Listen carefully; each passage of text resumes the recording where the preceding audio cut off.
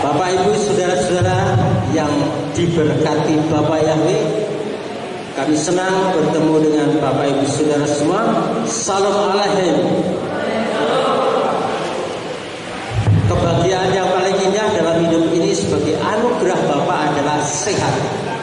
Kalau kita sehat itu makan apa saja ya, bisa melakukan apa saja, bisa berdoa, menyampaikan firman, bisa bersahabat dengan orang lain, bisa menikmati alam ini. Tapi kalau kita sakit, dalam keadaan inilah kita seolah-olah segala sesuatu menjadi tidak enak. Ya, oleh karena itu ternyata Elohim Sang Pencipta juga menghendaki kita sebelum kedatangan Yesus HaMasiah yang kita nantikan, kita mesti sehat, saudara-saudara. Mari kita lihat di dalam pesan Elohim di dalam kitab 1 Tesalonika 5 ayat 23. Inilah pesan kedatangan Yesua sebelumnya untuk kita lakukan sekarang ini. 1 Tesalonika ayat 23. Dan Elohim damai sejahtera, Dia sendiri kiranya menguduskan kamu sepenuhnya, dan segenap roh dan jiwa dan tubuhmu kiranya terpelihara tanpa celah pada saat kedatangan Tuhan kita Yesus HaMasiah. Jadi menjelang kedatangan Dia, yang diinginkan adalah kita berusaha, dikatakan tadi, dan Elohim sumber damai sejahtera menguduskan kamu seluruhnya, bukan sebagian, seluruhnya. Apa yang dimaksud itu? Yaitu segenap roh, jiwa, dan tubuh kita terpelihara sempurna tanpa celah pada saat kedatangan Yesus nanti. Inilah yang diharapkan oleh Elohim menjelang kedatangannya. Oleh sebab itu, kapan Yesus datang itu tidak ada satupun yang tahu. Yang tahu hanya Bapa. Jadi kalau ada yang namanya hamba Tuhan atau mempelai HaMasiah memberitakan nanti pada sukot kesekian Yesus mau datang, itu sudah tidak sesuai kitab suci. Karena tahu kapan Dia datang, berarti bertentangan dengan kehendak Sang Pencipta. Yang tahu Bapa. Jadi waktu itu bisa periode, bisa tanggal, bisa jam. Yang diminta oleh Bapa kepada kita adalah kesiapan kita, baik roh kita, jiwa kita, tubuh kita. Tadi dikatakan ada 3 unsur, baik itu roh, jiwa, tubuh. Kalau kita melihat ke belakang pada saat penciptaan, Bapa Yahweh dulu ketika menciptakan manusia, kita bisa lihat di dalam kitab Bereshit atau Kejadian 2 ayat 7. Di situ dikatakan bahwa ketika Yesua atau saat itu namanya Yahweh Sang Pencipta langit dan bumi itu membentuk dari tanah. Karena itu ada pada tanah, ya, kemudian menjadi bangunan tanah, menjadi bentuk yang diinginkan citranya Yahweh sendiri, bentuk, dan itu seperti patung yang tidak bisa bergerak. Kemudian Bapa Yahweh menghembuskan nafasnya ke dalam bentuk yang sudah dibangun dari tanah yang tadi. Ketika dihembuskan, ketika bangunan tadi dari tanah liat yang disebut tubuh tadi bertemu dengan roh yang dari Bapa Yahweh, terbentuklah yang namanya jiwa. Oleh karena itu di dalam Kejadian 2 ayat 7 dikatakan setelah Bapa Yahweh mengembuskan nafasnya ke dalam bentuk yang dari tanah liat tadi, terjadilah jiwa yang hidup.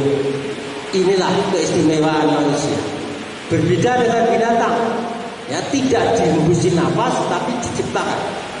Tapi kalau manusia diciptakan, dibentuk sedemikian rupa sesuai citranya Bapa, dihembusi nafas, kehidupannya itu roh Yahweh sendiri, terbentuklah jiwa yang hidup. Bagaimana ketika mati?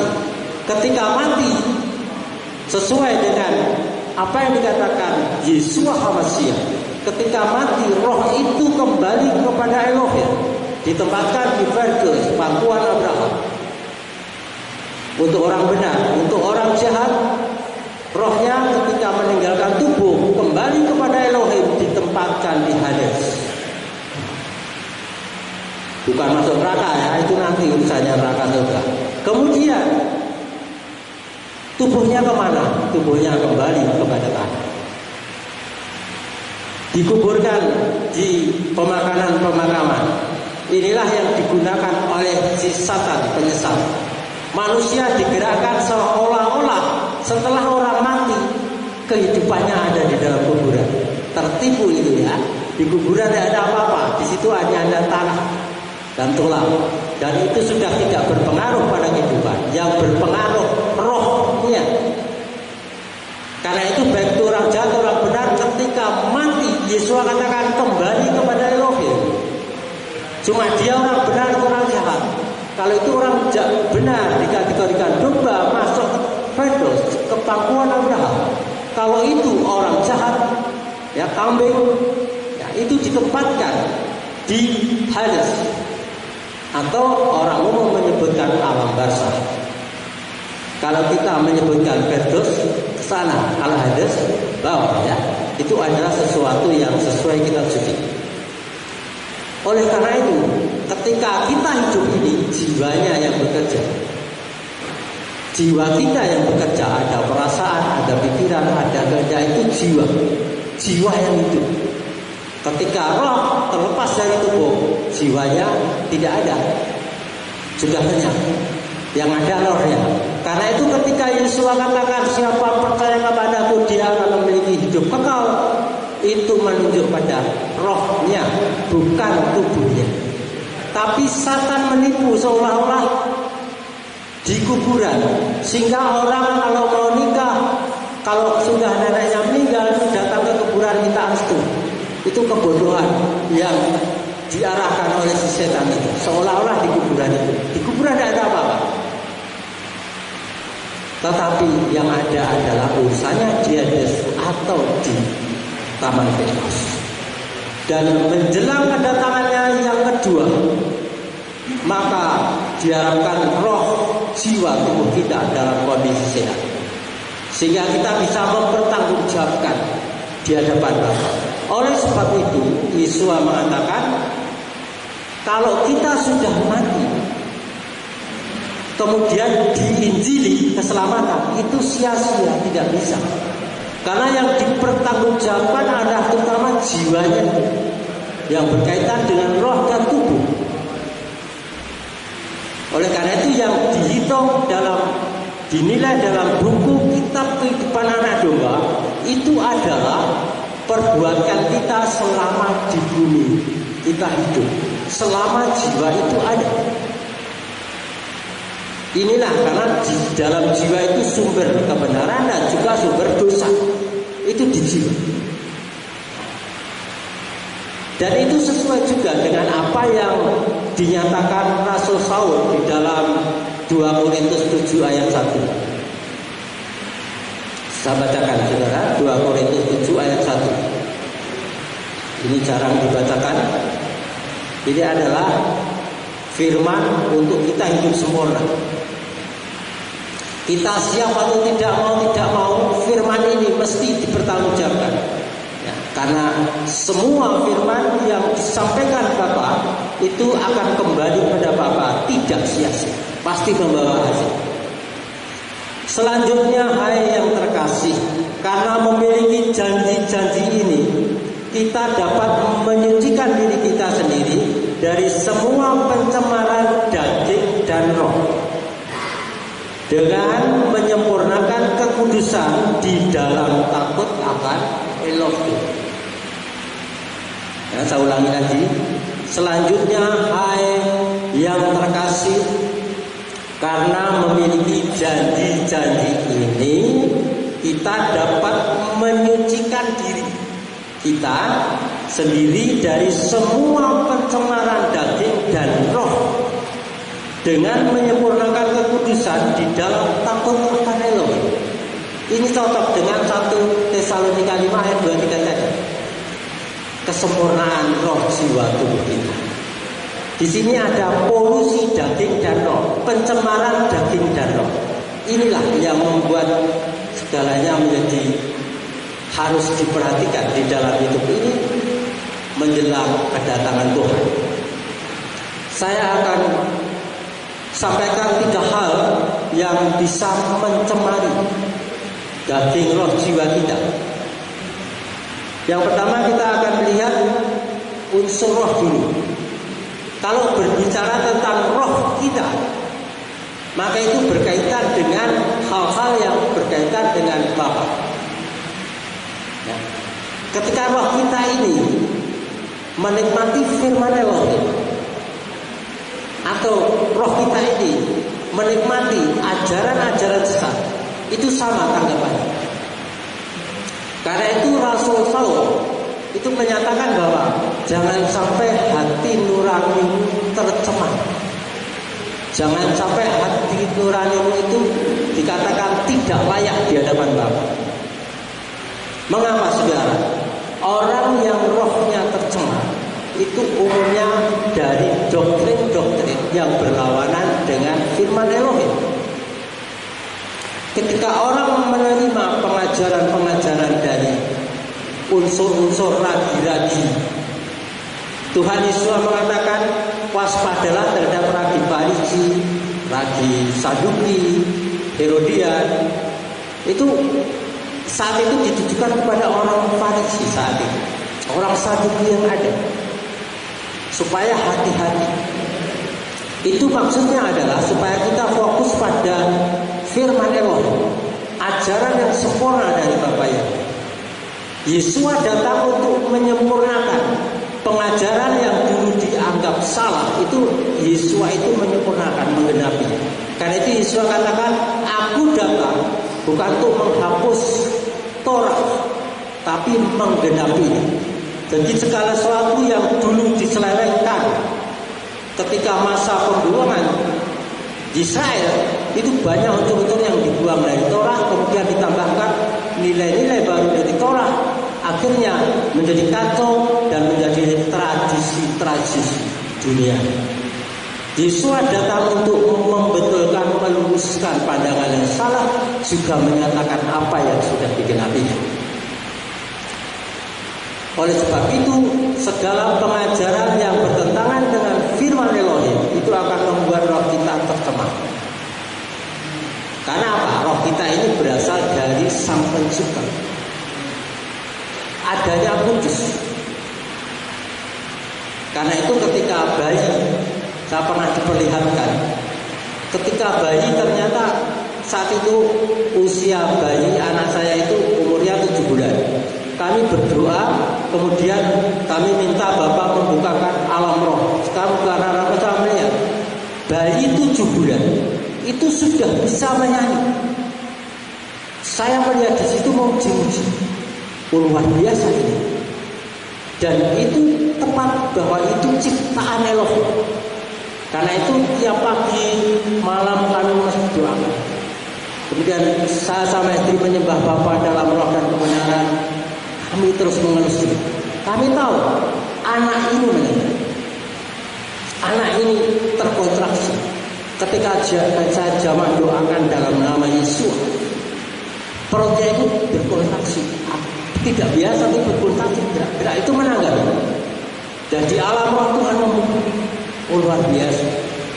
Oleh sebab itu Yesus katakan kalau orang-orang nggak mau uji nama Yahweh, batu ini bisa. Maksudnya apa? Bapa punya cara sendiri kalau orang menolak. Kasih karunia diberikan, tapi kalau orang menolak, Bapa katakan apa? Ketika semua sudah diundang resmi, ayo masuk pesta kawin. Enggak mau semua, banyak alasan. Ayo mau mengenal nama Yahweh, banyak alasan. Akhirnya apa? Bapa memberikan karunia kepada semua orang.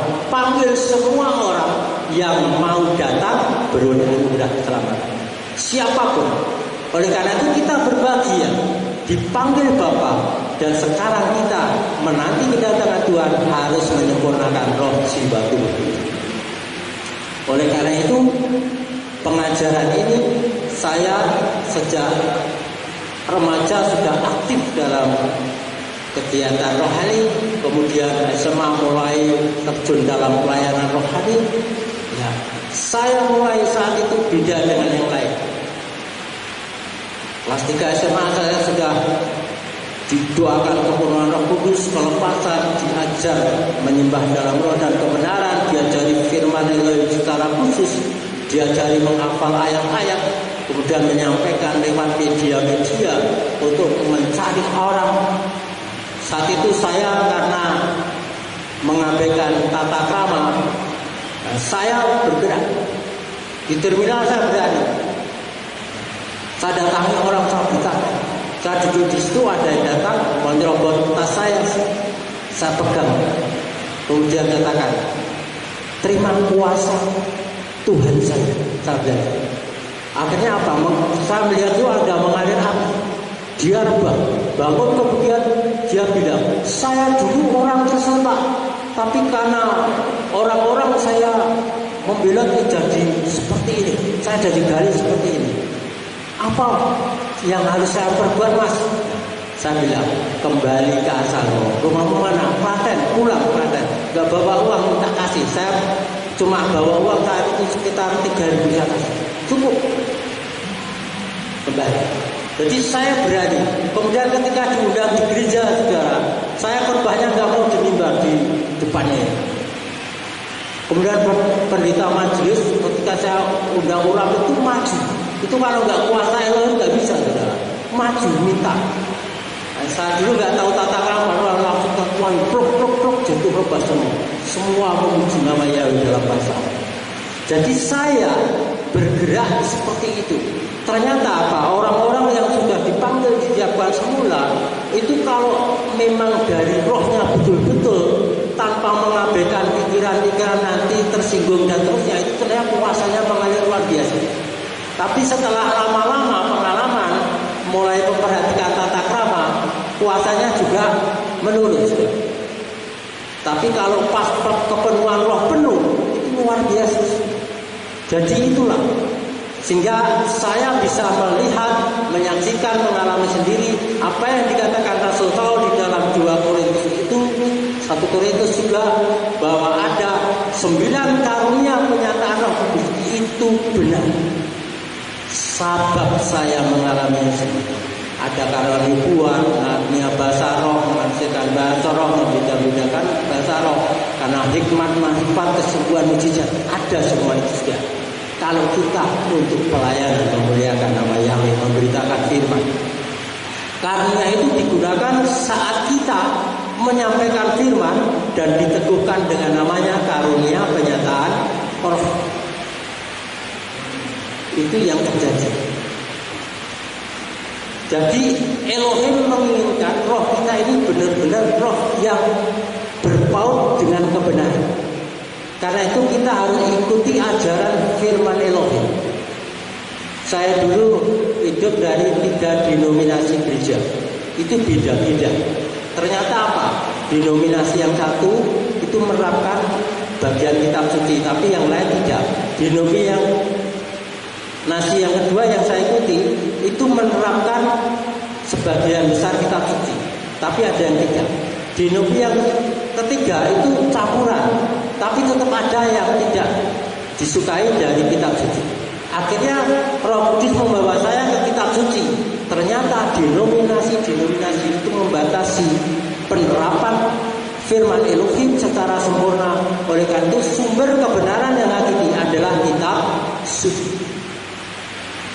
Ada denominasi yang menolak baptis selam. Di kitab suci ada contohnya ya. Tapi ada juga yang menolak baptis selam, baptis percaya. Baptisnya pakai apa? Bendera. Nah, itu kan bikinan sendiri contohnya ya. Itu adalah beberapa. Tapi kalau kita kembali ke kitab suci, roh kita suci, saudara. Karena semua ajaran di kitab suci ada. Sekarang ada denominasi mengatakan Torah sudah usang, tidak berlaku. Terus ada yang mengatakan Torah itu hanya bagian kecil saja yang masih berlaku. Kemudian ada denominasi yang mengatakan Torah itu masih utuh semuanya. Kemudian ada juga yang mengatakan kitab Giliahna atau kitab Wahyu itu hanya gambaran, ilustrasi saja, itu tidak ada. Tapi ada denominasi yang mengatakan apa yang di kitab Wahyu itu ya seperti apa yang di kitab Wahyu itu fakta. Jadi banyak. Bagaimana kita supaya tidak bingung? Ya ikuti aja kitab suci firman Elohim. Karena roh kita dari Elohim, maka kita akan berpaut kepada ajaran Elohim, yaitu kitab suci. Kalau kita ikuti kitab suci, kita benar-benar nikmat hidup ini. Roh kita nikmat. Sehingga apa?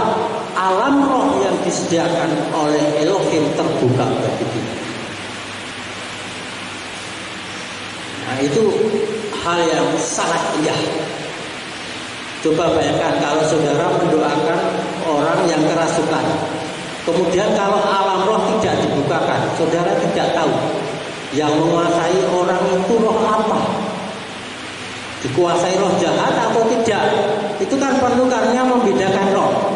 Ya di dalam Korintus itu ada ya. Itu kan perlu ada karunia membedakan roh. Itu perlu karunia, dan itu karunia bekerja pada roh kita yang kudus, yang berpaut pada Elohim, firman ini. Sehingga kalau kita pas mau mendoakan orang, maka akan bekerja karunia membedakan roh, sehingga kita tahu orang yang mau kita doakan kelepasan itu kerasukan roh apa, atau mungkin cuma faktor psikologi. Itu kita bisa. Tapi kalau kita hanya copy paste dari senior kita, kelepasan langsung aja tumpang tangan doakan semua roh diusir. Atau ada yang keplain ya, pergi setan, roh jahat pergi. Tapi nggak tahu rohnya siapa. Jadi itulah sering orang doakan kelepasan berulang kali nggak keluar. Tapi bagi kita yang dikategori tahu persis rohnya Tuhan. Seperti beberapa tahun lalu kami mendoakan seorang pendeta, selalu ada gangguan. Itu kami doa, betul-betul doa. Kemudian dikatakan saya itu sudah berulang kali Pak kelepasan, tapi tetap aja seperti ini masalahnya. Seolah-olah kitab suci itu ada yang menutupi saya. Terus saya berdoa khusus, doa kamu minta saya mendoakan, saya akan doa secara khusus mau. Kemudian kami doakan, kami dibukakan alam roh, kami melihat ternyata ada roh yang menempel di jantungnya, di bawah jantungnya itu. Dan itu ujungnya seperti kera yang berbulu lebat itu ya, menempel. Ketika kami berdoa, roh itu tunjukkan, roh itulah yang membuat dia selama ini sampai menjadi pendeta itu tetap menempel. Ya akhirnya saya ngomong roh itu bicara lewat mulut teman saya itu yang pendeta. Akhirnya kami usir keluar. Sejak saat itu seterusnya dia jadi pendeta yang luar biasa. Sampai dia bisa pindah dan pergi ke California, dia memberitakan firman Elohim luar biasa. Tidak ada gangguan lagi. Itu apa? Karena ada rohnya yang menempel. Dia dari keluarga Kristen sejak kecil, sekolah di teologi, kemudian dapat gelar MTH, melayani. Tapi ada satu roh. Roh ini bisa diketahui dengan roh juga. Ini roh kita diminta untuk suci ya. Roh kita tidak terpaut dengan pengajaran-pengajaran yang dari luar. Kemudian yang kedua adalah jiwa kita. Jiwa kita itu bisa tercela karena banyak hal, dan inilah yang banyak gangguan yang membuat jiwa kita ini tidak bisa fokus untuk melayani Bapa. Itu ada satu hal saudara, yaitu dari kita sendiri. Pertama adalah sikap murung, sedih, mudah marah, mudah tersinggung, kemudian selalu menggerutu, mengumpat-umpat. Itu adalah penyakit jiwa. Bangsa Israel yang dari Mesir itu tidak bisa sampai ke Kanaan karena di tengah jalan dihukum oleh Bapak Yahweh dengan kematian karena satu hal, menggerutu melawan pemimpin, mengumpat-umpat terus, kekurangan sedikit menggerutu. Ya mungkin ucapannya juga sudah kasar-kasar ya saat itu, karena kekurangan makan itu biasanya kan marahnya marah beneran ya, kekurangan makan. Menggerutu, kemudian mengumpat-umpat, kemudian menyalahkan pemimpin. Nah inilah, itu dosa untuk jiwa. Jadi tidak ada kata bersyukur. Jadi kalau Elohim katakan bersyukurlah senantiasa dalam segala hal, ini tidak berlaku. Ternyata kata bersyukur dengan menggerutu ini sesuatu yang luar biasa, yang menekan jiwa. Kalau kita penuh syukur, hidup kita enak. Makan apa saja itu tidak tergantung dari jenis makanannya, tapi rasa syukur kita. Kalau kita bersyukur dan rasa senang, makan apa aja, ketela agak atau sedikit aja tetap enak. Minuman kurang manis pun tetap enak. Karena apa? Hatinya sukacita, rasa bersyukur. Kalau kita minum, harusnya ingat ada orang lain yang tidak bisa minum hangat, teh hangat seperti saya. Ada banyak loh yang nggak bisa. Ketika kita makan, kita ingat ada banyak orang yang tidak bisa makan seperti saya ini. Mereka hidup hanya untuk cari makan. Itu pun kalau dapat, kalau tidak mereka nggak makan. Sehingga mereka mengais-ngais sisa-sisa makanan di tempat sampah. Itu bisa buat kita bersyukur. Kita punya pakaian bagus, bersyukur. Ada orang yang tidak punya pakaian. Pakaian satu aja dipakai terus. Itu adalah rasa bersyukur. Tapi kalau orang tidak tahu bersyukur, kekurangan sedikit menggerutu. Kalau anak-anak remaja memarahi orang tuanya, gebrak-gebrak meja, ya marah-marah, itu adalah sudah sifat jiwa yang merusak jiwa. Dikit-dikit marah, dikit-dikit tersinggung. Kemudian yang umum adalah prasangka buruk. Ini meliputi banyak orang Kristen juga. Orang-orang rohani pun berprasangka buruk. Ada orang mau khotbah tahu, karena kita sudah mendengar dari orang lain itu kalau khotbah gini-gini, kita sudah prasangka buruk. Pendetanya mesti gini-gini. Itu sudah dosa, saudara. Itu jiwa. Kemudian ada orang lain berpakaian agak aneh, kita sudah prasangka buruk, itu pasti orangnya begini. Jadi kita ini selalu berprasangka buruk pada orang lain. Orang lain tidak datang ke kehidupan, ke gereja, kita sudah pikir paling kemarin marah sama saya. Oh mungkin dia ikut gereja lain, mungkin karena dia sedang marah, sedang kekurangan atau tidurnya. Nah itu kan pikirannya macam-macam. Itu prasangka buruk, nampaknya biasa, tapi itu merusak jiwa, merusak alam rohani. Hal seperti itulah yang membuat jiwa kita ini selalu tidak bisa los. Ya menggerutu sedikit-sedikit, menggerutu, marah, udah tersinggung, tidak disalami aja tersinggung, marah. Nah itu adalah jiwa. Semuanya itu mengacu pada egoisme, kepentingan saya sendiri, kesenangan saya sendiri. Seperti yang pernah saya khotbahkan, semua sumber konflik itu bersumber dari karena kesenangan kita terhalangi. Timbullah konflik, kekerasan, pembunuhan. Itu egois. Dan itu penyakit jiwa yang harus dibuang. Ternyata untuk menyembuhkan penyakit jiwa ini cukup lama waktunya, tidak bisa langsung. Saudara harus belajar dari kehidupan sehari-hari menahan marah. Bagaimana menahan marah? Tutup mata, tunduk, kemudian teman. Kemudian kalau tergesa-gesa mau menggerutu, tutup mulut. Belajar. Dan kalau pas marah, pas kemerungsung, jangan ambil keputusan apapun. Nanti salah. Kalau pas kemerungsung, marah, tenang dulu. Tenang, minum air putih, duduk tenang. Kalau sudah tenang, oh Haji, saya nyimpennya kemana ya uangnya itu, dompet saya. Sehingga tidak semua orang rumah dimarahi semua, padahal dompetnya sendiri dibawa di saku yang lain. Jadi kita ini perlu tenang. Kalau tenang itu dibukakan. Kalau sudah tenang, itu ada alam roh yang dibukakan.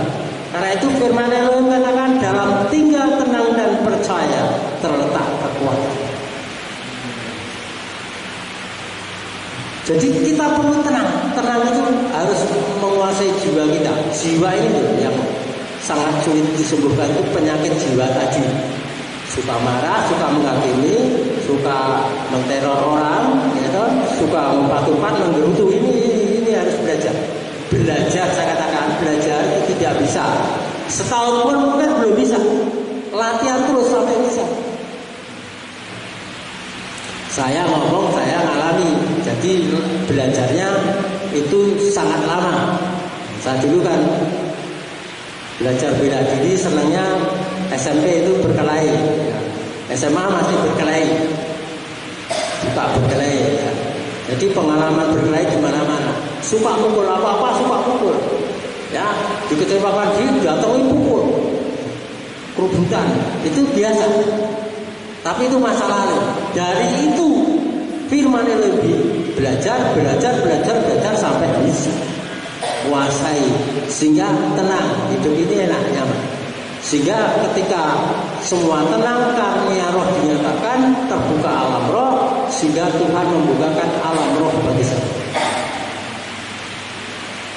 Ada yang bilang Pak Kris itu indigo ya.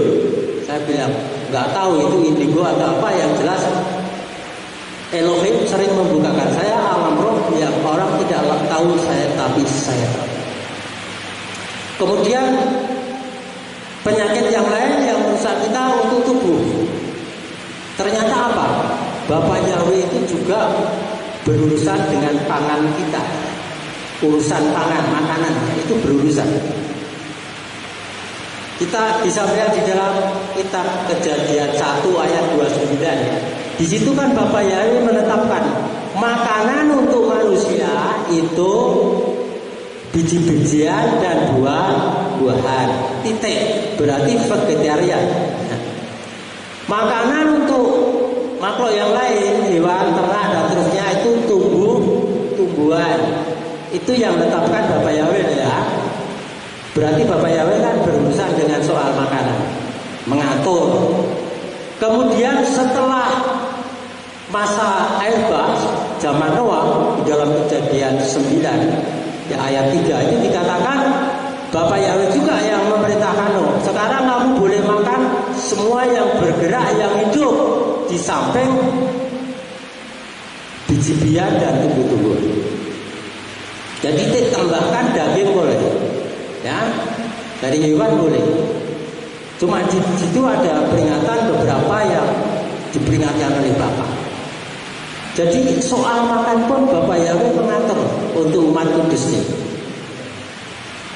Masih juga ketika bangsa Israel ditetapkan sebagai umat kudus miliknya, bangsa kesayangannya, apa yang ditetapkan? Bapak Yahweh berurusan dengan bangsa miliknya ini.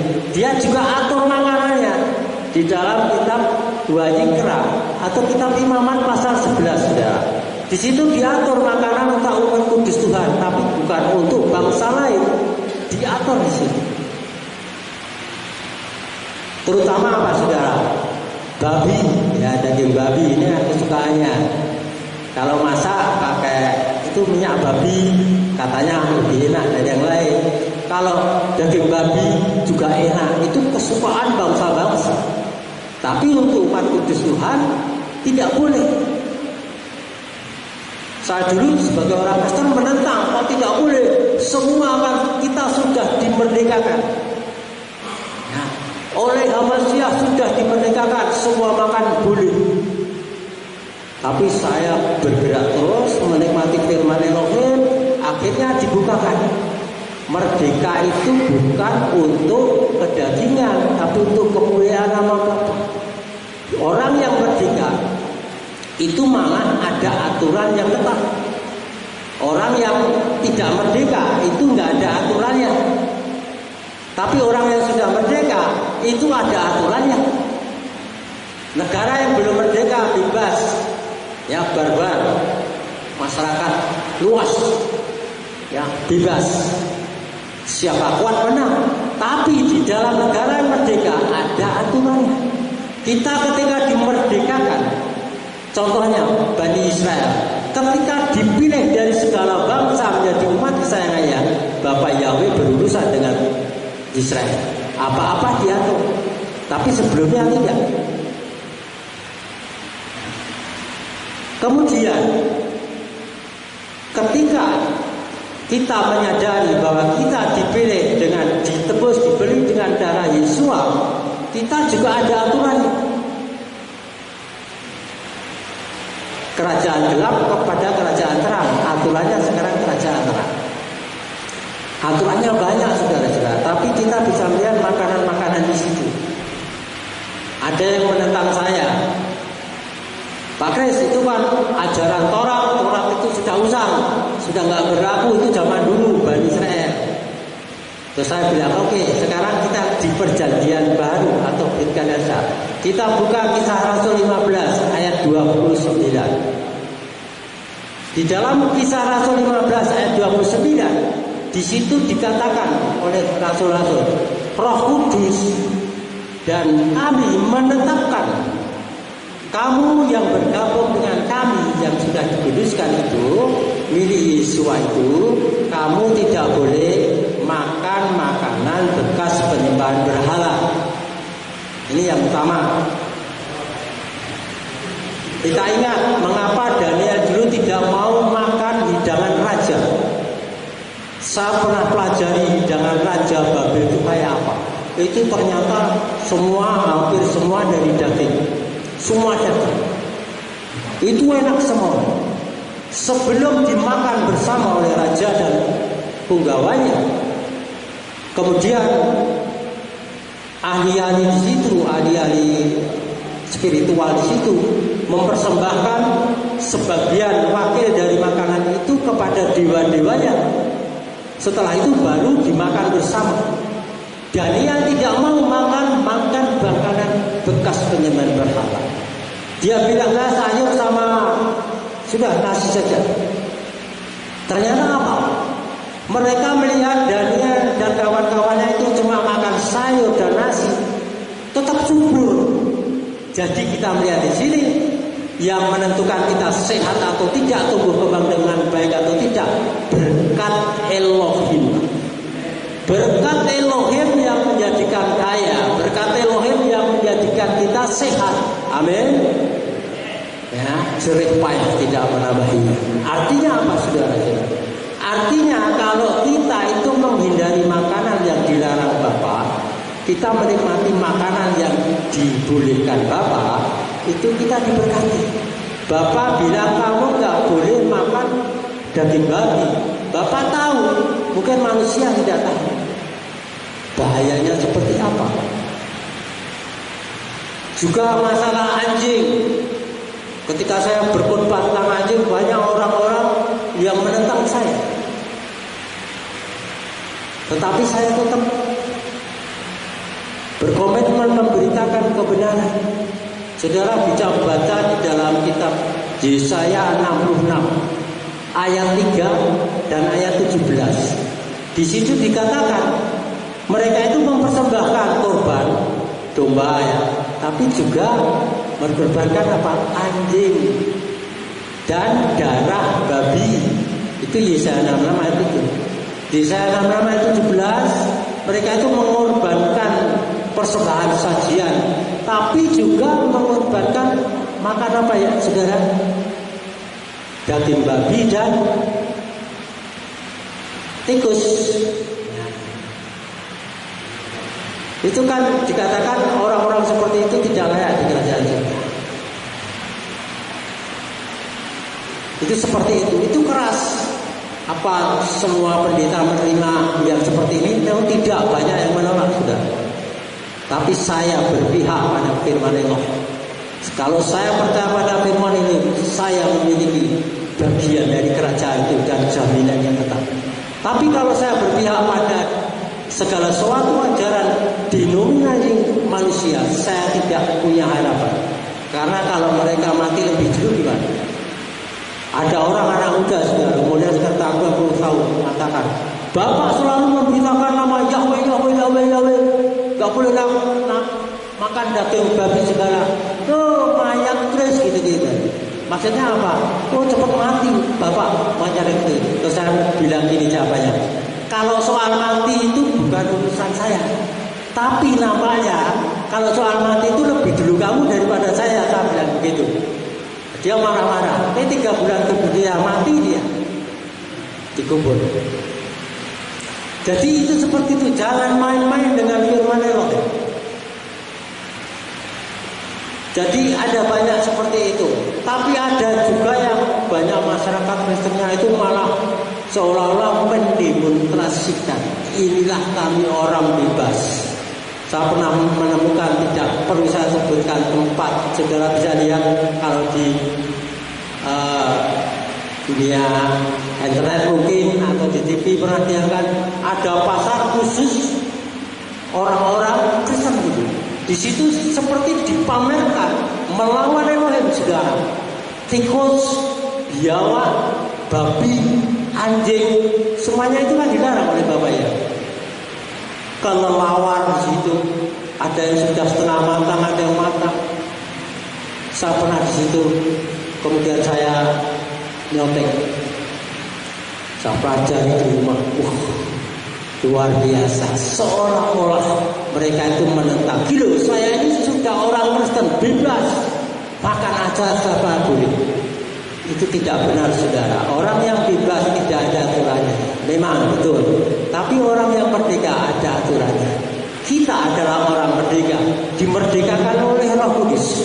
Kita disucikan oleh darah Yesus dan kita harus mengikuti apa yang kudus. Karena itu dikatakan oleh Yesus sendiri bahwa kita harus benar-benar kudus. Di dalam kitab Wahikra atau Imamat 11 tadi, setelah Bapak Yahweh mengutarakan makanan yang boleh dimakan dan tidak, ditutup kalimatnya adalah, Aku ini kudus, hendaklah engkau menguduskan hidupmu. Kemudian 1 Petrus dikatakan, Kuduslah kamu sebab aku kudus. Terus 2 Korintus 7 tadi, ayat 1 mengatakan, hendaklah engkau menguduskan dirimu dari pencemaran daging dan roh. Selanjutnya, firman Elohim mengatakan kita harus keluar dari Babil dan Kasdim. Artinya dari okultisme, penyembahan berhala, penyembahan patung dan terusnya itu harus dibuang jauh-jauh dari kita. Sebab apa yang dinyatakan Elohim untuk Tuhan dalam kitab Shemot atau Keluaran 20 ayat 3 itu dikatakan, jangan ada ilah lain di hadapanku. Ayat berikutnya dikatakan, jangan membuat patung, kemudian sujud kepada patung dan melayani patung. Tapi itu malah didemonstrasikan seperti seolah-olah itu benar, saudara. Ilah lain itu diwujudkan dalam bentuk patung. Ilah lain itu biasanya kalau masyarakat umum ada dewa, dewi, ya. Seperti itu. Itu diwujudkan dalam bentuk patung. Kemudian mereka sujud, kemudian melayani apa yang dimaui patung itu. Nah, patung dewa-dewa itu ada, saudara, yang disembah. Ada bentuk batu khusus, kemudian kalau datang sujud menciumnya. Ada juga patung, ya. Patung Kristus mungkin, atau patung Dewi Maria, kemudian dicium, disembah. Itu dikatakan menyembah tidak mau. Itu hanya lambang kesetiaan, tapi itu yang bukti. Jadi seolah-olah apa yang dilarang oleh Yahweh Elohim itu dipamerkan. Satu pemberontakan yang dalam bentuk resmi, ya. Jadi itulah yang bisa menyesatkan banyak orang. Karena itu kita harus betul-betul keluar dari sistem itu. Dan saya pernah khotbahkan bahwa Maria itu bukan Dewi. Maria yang melahirkan Yesua itu bukan Dewi. Kalau dia Dewi, itu sang pemujaan dari paganisme. Kalau Dewi Maria itu bukan yang melahirkan Yesua. Kalau itu dibuat patung. Kalau Dewi Maria itu disebut juga Ratu Sorga. Nah, itu paganisme juga. Tapi kalau Maria yang melahirkan Yesua itu namanya Maryam. Dan setelah melahirkan Yesua, dia melahirkan anak-anak hubungan dengan Yusuf. Jadi Maryam atau Maria orang menyebut yang melahirkan Yesua, setelah melahirkan itu dia berhubungan dengan Yusuf, punya anak-anak lagi. Ya, bisa kita lihat dalam kitab Markus. Punya anak-anak lagi. Jadi Maria atau Maryam yang melahirkan Yesua itu bukan perawan suci, ya, bukan perawan suci yang kekal selamanya, ya, tapi itu manusia biasa dan dia juga mati dan dikubur. Ya, itu adalah kalau kita terpaut di situ roh kita tercemar. Tapi karena itu kita harus keluar dari kasdim, dari sistem Babel. Ya, kita kembali ke firman Elohim. Kita bersyukur saudara-saudara. Marilah menjelang kedatangan Sang Mesias, Yesua yang kita nantikan, kita pelihara supaya roh, tubuh, jiwa kita terpelihara, tidak tercacat. Bagaimana caranya? Berpaut pada ajaran Yesus. Berpaut pada ajaran Yesus. Saya ingatkan sekali lagi sedikit bahwa ketika Yesua katakan, tidak setiap orang yang memanggil namaku Tuhan, Tuhan akan masuk kerajaan surga, tapi hanya yang melakukan kehendak Bapa. Itu cocok dengan 1 Korintus 5 ayat 23, 2 Korintus 7 ayat 1 tadi. Hidup menguduskan diri tanpa pencemaran roh, daging, dan jiwa kita. Sama. Jadi ajaran itu tidak bertentangan ajaran rasul-rasul dengan ajaran Yesus. Nah, kemudian di dalam Matius 7 ayat 23 itu dikatakan, hai kamu pembuat kejahatan, nyah daripadaku. Yang membuat kejahatan itu yang melanggar undang-undang Elohim. Undang-undang Elohim itu apa? Di dalam kitab Keluaran tadi. Jangan ada milah lain, jangan bikin patung. Ya. Ingat, kuduskan hari Sabat, jangan membunuh dan seterusnya. Itu adalah hukum Tuhan. Kemudian jangan makan yang dilarang Elohim, yang tidak koser, jangan dimakan. Ya. Semua yang diatur Elohim itu baik untuk kita. Karena itu kita perlu bersyukur.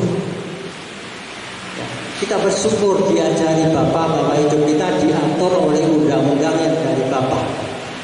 Untuk mentaati undang-undang, untuk belajar menguduskan roh jiwa tubuh kita, kita perlu belajar.